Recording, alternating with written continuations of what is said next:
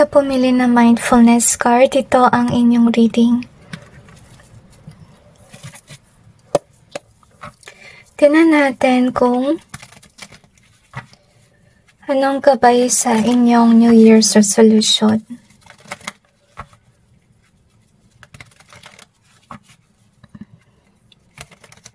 I feel na kailangan niya maging matulungin sa inyong kapwa. And I'm also sensing na magsisimula ka muli sa panibagong career.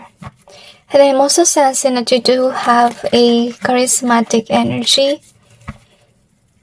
Gustong gamitin ng Panginoon yung iyong boses para tumulong sa kapwa.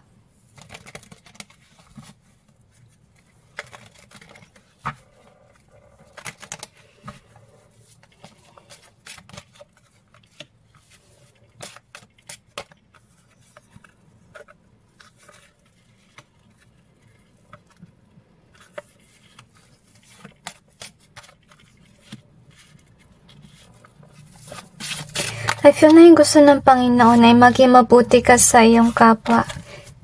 At iwasan mo magsinungaling sa social media. Kasi I kinda feel na prone ka rin sa kamalasan sa iyong buhay. Baka kasi nababati ka or pwedeng may naglalagay ng negative energy sa iyong pinopost. I-clarify natin yung iyong cards.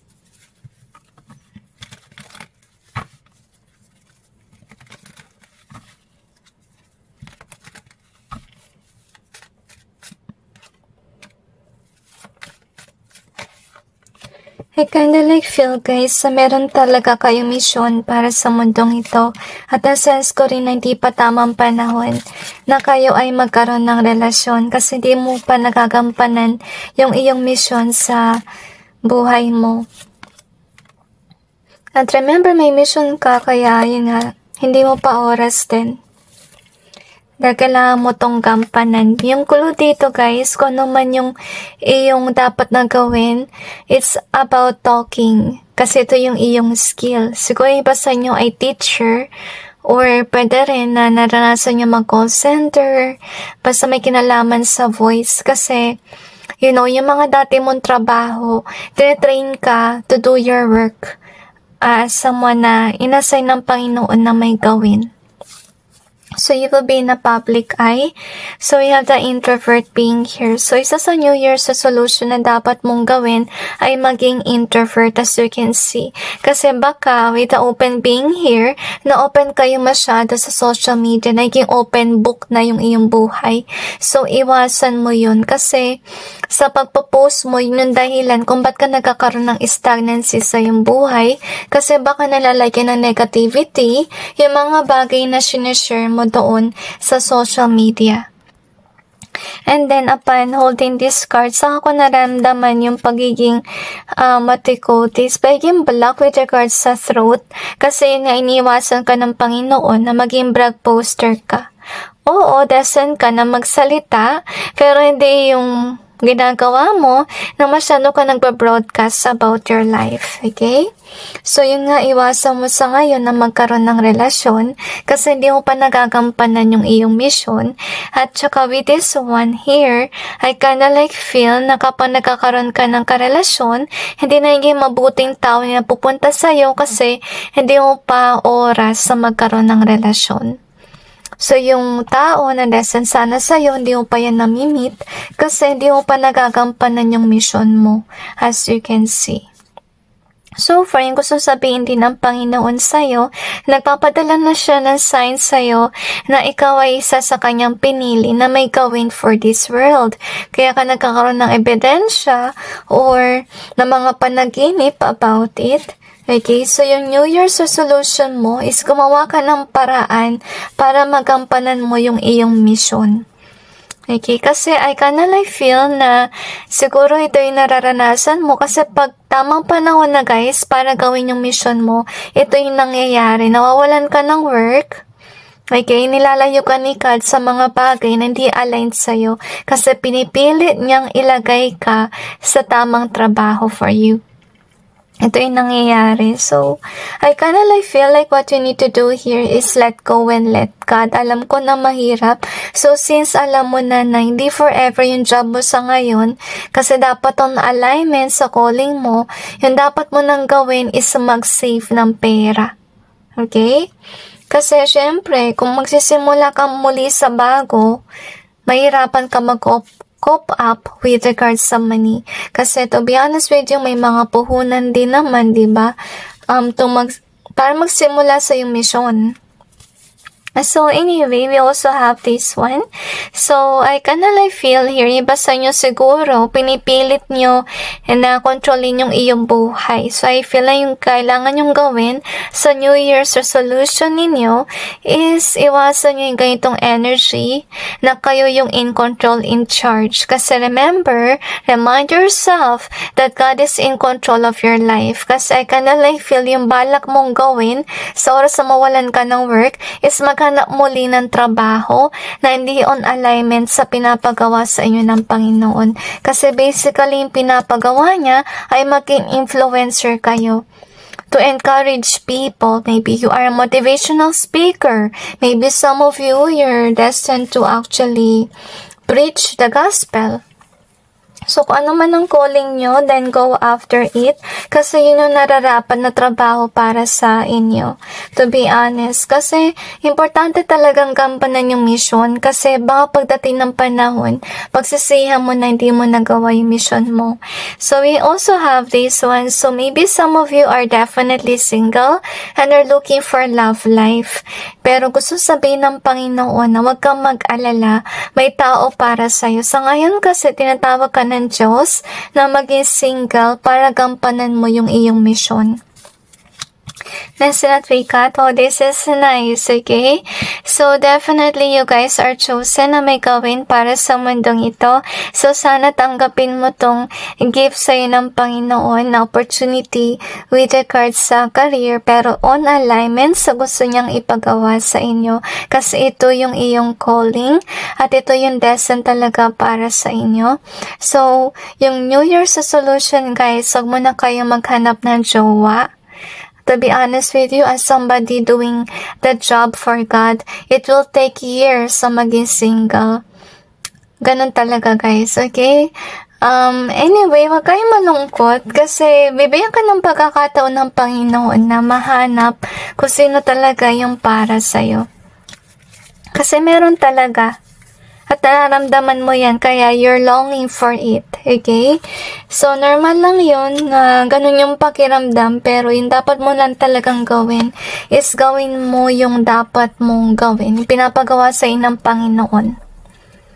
Okay, so anyway, with this mindfulness card, I feel na napili ka ng Panginoon dahil ikaw ay maybe may mga bagay ka na dapat i-share.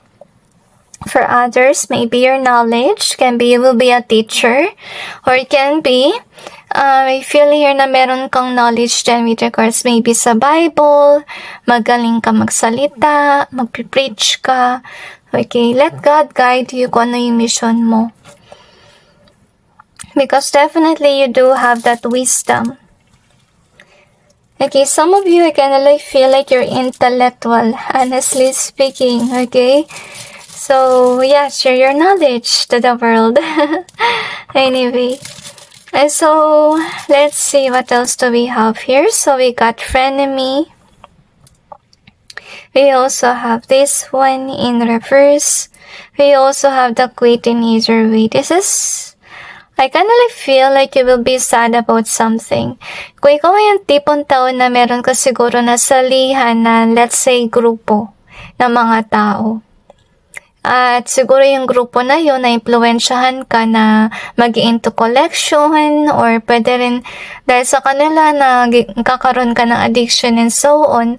Yung mangyari dito is ilalayo ka ng Panginoon doon sa certain na grupo na yun kasi gusto ka niya mag-quit. That's something that is negative in your life. At saka, gustong sabihin ng Panginoon na meron din tao doon sa grupo na yun, siguro yun ay frenemy mo, or yung mga tipong tao na mga, let's say your friends, okay? Hindi siguro sila on alignment with you.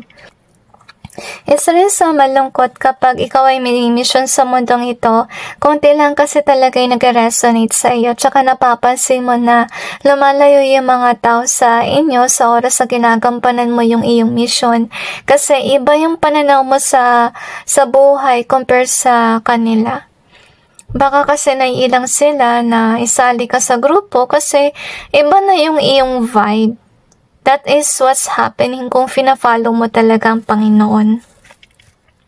So we have this heart here and we also have the busy. Gusto sabihin ng Panginoon na sa umpisa lang mahirap yung pinapagawa niya sa inyo. Kasi syempre nangangapa ka pa, diba? Pero with the busy here, ibig sabihin lang nun, magiging busy ka sa ipapagawa niya sa inyo. So, we have the my love in reverse. So, dahil din sa busy ka sa yung calling, kaya yung love life mo ay wala muna. Okay? Kalimutan ko na kung yung verse na nagsasabi na mas prefer ni God na yung gumagampanan ng ganitong mission na tinawag niya about you, diba? Mas mainam sa kanya na single yung mga taong yun. Kasi, in-explain niya doon na kung yung tao may karelasyon, then napupunta yung kanyang attention sa relasyon rather than doon sa kanyang calling. So, sana maintindihan mo rin yung Panginoon kung bakit kanya bibigyan ng panahon na maging single, okay? Kapag ginagampanan mo yung iyong mission. Ngayon, tinan natin kung ano pang meron.